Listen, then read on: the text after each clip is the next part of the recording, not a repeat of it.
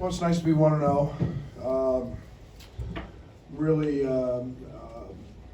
pleased with our veteran leadership. It's different. It's really different. Big Ten play.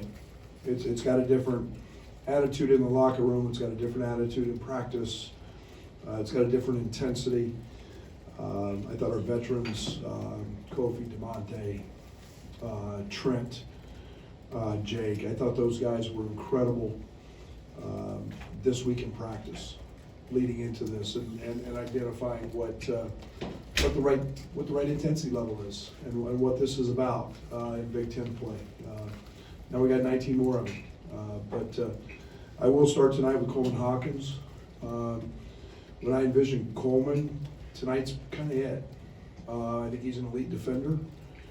He took on the challenge of one of the best players in this league and a guy who has really given us problems in the past, and Ron Harper Jr.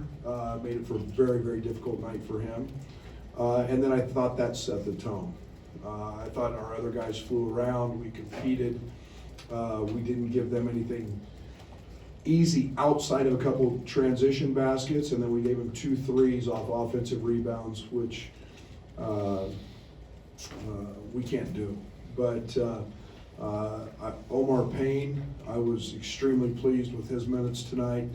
A guy that didn't score a basket, but had 7 rebounds and impacted the game in a lot of ways with his shot blocking, with his rebounding. Been really challenging Omar to do those things. And tonight was a night that he stepped up to that challenge, and against a team that we knew plays extremely hard and can really get after you on the glass in their own right. Okay, Ben's got the microphone. Start with Jeremy and then Scott. Brad, I know you've said Coleman can be an elite defender.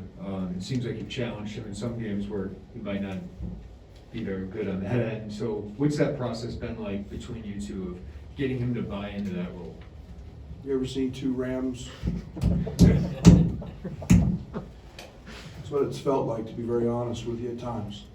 I love Coleman, and I think he got off to a really good start.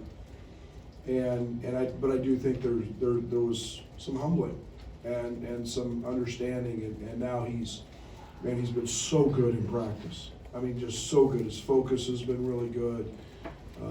He's been really conscientious on the offensive end as well, but no one believes in Coleman more than I do, and no one.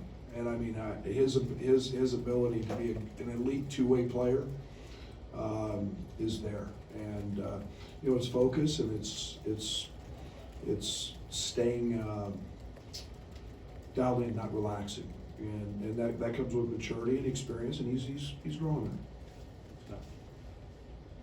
Coleman mentioned that he kind of treated tonight as an opportunity to make a statement, perhaps. Just what do you think this team maybe said about what they can do with, seems like maybe the most complete game?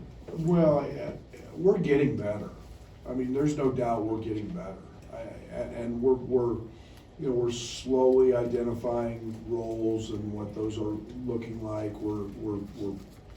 We're moving the ball much better. I mean, 19 assists, 10 turnovers on the offensive side. We have an idea where we're going with the ball. And yet, defensively, one of the things I was really upset with in the Notre Dame game was I felt like that should have been a 25-point game. And we added it to 16, and we'd had some leads earlier in the year in games, and we just didn't step on people. And that starts at the defensive end. And so we've talked about that, and I think that's maybe the statement those guys were talking about. We're trying to have that killer instinct and not have it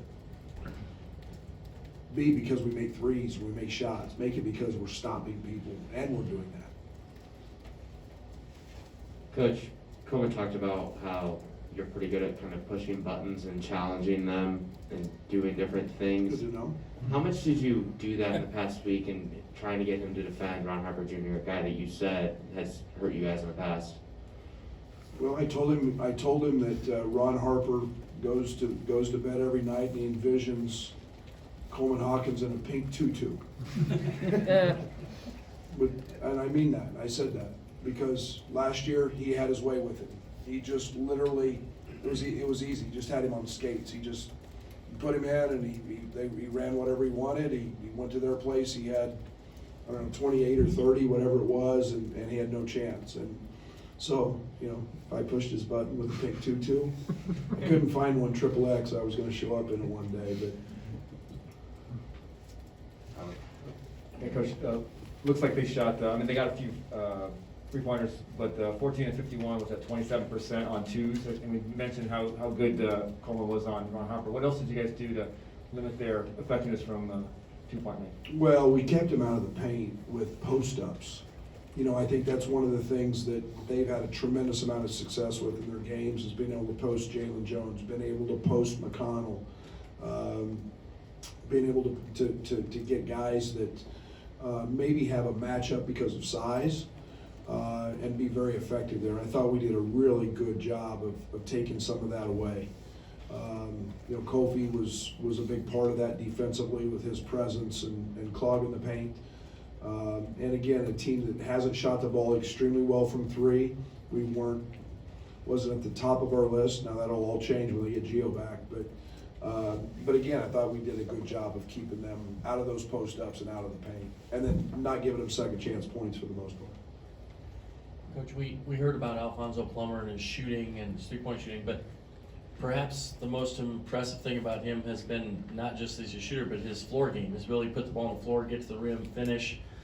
Is that a little bit of a surprise to you from when you recruited him back in the spring? Yeah. I mean, he was a point guard at one point in his career. I mean, you know, everybody's kind of falls into that cliche that, well, you're small, so you got to play the point. And so he has that. And again, it's kind of the weighing the scales, you know. Do you want the ball in his hand all the time, or do you want him coming off screens, which he's elite at? So he's grown with that. You saw us tonight run a couple actions actually with him on the ball. He's very good at getting downhill. We do a drill every day where we have our bigs and have all of our guys jump straight up in the air and not foul. And Plummer goes at him, and he finishes at an alarmingly high rate. And so we're really comfortable with him around the rim. He gets the ball off. And but yeah, to answer your question, I think that's something we got to experiment a little more with. I know you talked a lot about turning the page from what was last year, but the guys kind of talked about wanting to maybe issue a reminder of this is who we are. I mean, has that been a topic you brought up, or is that something they kind of come to on their own? Is anything there? No, I think it's them. I think it's more them. I'm trying to really dial in on this team and not get so wrapped up in, you know, last year. Even though they know, you know, we had a couple slip-ups last year, we felt like, and they're conscientious of that. They know we haven't won in Iowa City. They're conscientious of that. They, you know, that's the first thing DeMonte and Trent talked about after the game. You know, we haven't won there. So, you know, but it's every season's got its own identity, but if those guys talk about it and share that with the new guys, I'm cool with that.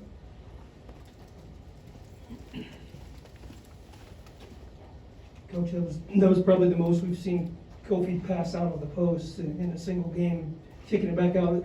Obviously, that was part of the game plan. How big of a step is that for him to add that, and what's it do for your offense? Yeah, it's so unbelievable maturity. You know, I mean, it's one of the things that happens when you're a junior. You know, you just grow into the understanding of the game, and the game slows down. And I mean, he is literally giddy about passing the ball out of there. And seeing guys make baskets. You know, he was killing Jake, you know, at the end when they threw it back and forth and Jake missed one. And you know, he's talking about, well, you blew my assist, you know, and that's the fun stuff that comes from passing. And if you want to go do that with Kofi, okay. You know, he's proven now that, you know, and I think the one thing we feel comfortable about is we've got some really, really good shooters, and we're going to take our opportunities from there. How much more tonight did you have in the hockey assist? The pass back out led to multiple passes, ball, something like that. So we have a saying, 0.5. We want the ball to be in your hand 0.5 seconds. We don't want it to stick. And we practice that a lot. And it's on the board before every game. And that means you have to see the play before it actually happens, so it doesn't, if it's the pass to Kofi or if it's the next open guy. That's when basketball gets really good and really fun, and our guys are starting to buy into that and that unselfishness and not care who scores it, but know it's all for the good of Illinois basketball. Trent didn't score in the first half, but I think he had like 3 straight assists to Jake. What does his off-ball work just mean to the team? And when he's not scoring, what does that give you guys? Yeah, if you ever asked me to put a importance or on Trent Frazier, whether he makes baskets or not, I don't care. And Trent's hardly practicing. He's very, very limited in practice. So Trent hasn't been in the gym getting shots. And I told him before the game, I told him at halftime, I said, just follow through. You're kind of getting a little jerky with, just follow through, it'll go in. But here's a guy fighting through some shoulder, some knee. He moved better, I thought, today than I've seen him. And yet all he does is figure out a way to guard the other guy's best player and help us win, whether it's passing. I mean, he was coaching the timeouts at the end of the game. He was coaching them. We don't need layups. We don't need this. We need time. And just literally coaching them. And that's, to me, that's music to my ears. Coach, I thought Jake Granderson had a really good start to the first half. Could you talk about that importance and how he got you guys out to that hot start? Yeah, it's back-to-back games. Jake's just been he's an elite shooter. An elite shooter. He's got a super quick release. He's a great connector in our offense. And again, he just gives you an opportunity. He gives you a burst coming off the bench. We know what we're getting now. We're starting to define those roles. And Jake's been instrumental in that. And I think Luke is stepping into some of those things as well. And so I'm starting to feel really comfortable with where those guys are at. Coach, could you talk a little bit more about the kind of blue collar gritty stuff that you saw? Like you mentioned, Omar Payne coming off the bench, Coleman's defense. Are you there yet as far as the toughness and the grit that you want to see? Oh, no. I saw a couple guys get inside and rebound, and we missed some crackdowns, but we're making progress. And I'll be very honest, Doug. I mean, are we ever going to be tough enough? Not in my world, but we're getting there. We've got to find the gritty plays. We've got to find the. I was really proud that it was a no call. Kofi tried taking another charge and stood in there, and those are the little things that impact winning at a really high level. And we're getting there. We're starting to understand. We know you don't read our stuff or follow social media, but if you were to find out that a hashtag I support Bello had universally taken over Illini social media, how would that make you feel? Yeah, it's what the best fan base in the country should do. Just a young guy that's going through some things, and that's pretty cool, man. That's what this thing is about. They're not pros, they're collegiate student athletes, and know that people care about you, not for the player, and not for just because you win a basketball game, but because you're a human being and you're part of us and you're part of our family. That's pretty cool, man. I like that. It sounded as if maybe you had put the Ron Harper bug in Coleman's ear before maybe you started scouting particularly for this game. Do you remember when you first kind of challenged him with that particular matchup? Day after last game of, I don't know. I really don't know. He's a really good player. I think he's one of the hard guards in our league. And again, I think those are the things that I envision with Coleman, is being able to challenge guys at that position. And I don't care if they're 6'8" and lanky or 6'6" and 240 like he is. He's smart, he's IQ, he's length, he's got all the tools to be elite, and I was happy to see that. You've got, I mean, how healthy are you? You got RJ with the ankle, you got the guys coming off the flu. How healthy are you tonight? Some of these guys, you know, had been playing more minutes, playing fewer minutes tonight. What's your status? Yeah, I mean, yesterday was the first day we've seen Hutch in 5 days. You know, RJ's still got a little gimp in his, a little swelling in his ankle. He's gotten through it on the court, but we're not, I don't know, 75, 80%. DeMonte's still, you know, you can't take DeMonte off the court. DeMonte will not come off the court, and he will not miss practice, and he has not felt good. But he's still not good either. I mean, he's getting closer. Anything else? All right. Thank Next, you. I think next media opportunity